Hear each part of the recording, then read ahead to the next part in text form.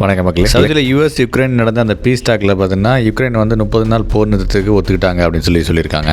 ஜெலன்ஸ்கியும் ஒரு போஸ்ட் போட்டிருக்காப்புல, நாங்கள் அக்செப்ட் பண்ணிட்டோம், இதுக்கப்புறம் ரஷ்யா தான் வந்து அக்செப்ட் பண்ணணும் அப்படின்ற மாதிரி சொல்லியிருக்காங்க. யூஎஸோட ஸ்டேட் செக்ரட்டரி ரூபியோவும் இதோட ப்ரெஸ் மீட்டில் சொல்லும்போது என்ன சொல்லியிருக்காருன்னா, இப்போ வந்து ரஷ்யா தான் முடிவு பண்ணோம், அவங்க இந்த டீலுக்கு எஸ் சொல்லுவாங்கன்னு நினைக்கிறேன், கண்டிப்பாக அவங்க எஸ் சொல்லணும், பீஸ் வேணும் அப்படின்ற மாதிரி கொஞ்சம் ஒரு அழுத்தம் கொடுக்குற மாதிரி இருக்கு. மிடில் டீல் இன்னும் சைன் ஆகலை அப்படின்னு சொல்கிறாங்க. பட் அவங்களுக்கான அந்த மிலிட்டரி எய்டு வெப்பன்ஸ்லாம் திரும்ப ரெஸ்யூம் ஆகும் அப்படின்ற மாதிரி சொல்லியிருக்காங்க. ஒரு பக்கம் பீஸ் டாக்னு போன யுக்ரைன் இன்னொரு பக்கம் பார்த்தீங்கன்னா ஒரு 300 ட்ரோன் பக்கமாக ரஷ்யாவுக்குள்ள அமைச்சிருக்காங்க. அதில் ஒரு 100க்கு மேலே வந்து மாஸ்கோ நோக்கி போயிருக்கு.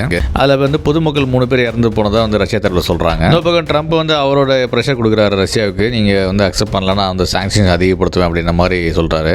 புட்டின் அவர்கள் இன்னும் இதுக்கு பதில் சொல்லலை. யூஎஸ் ஆஃபீஸில் அடுத்து ரஷ்யா போயிட்டாங்க, பேச்சுவார்த்தை நடத்துவாங்க. அதுக்கப்புறம் அவங்களோட டிமாண்ட்லாம் பொறுத்து தான் வந்து இது பீஸ் டீல் ஆகுமா இல்லையான்னு தெரிய வரும்.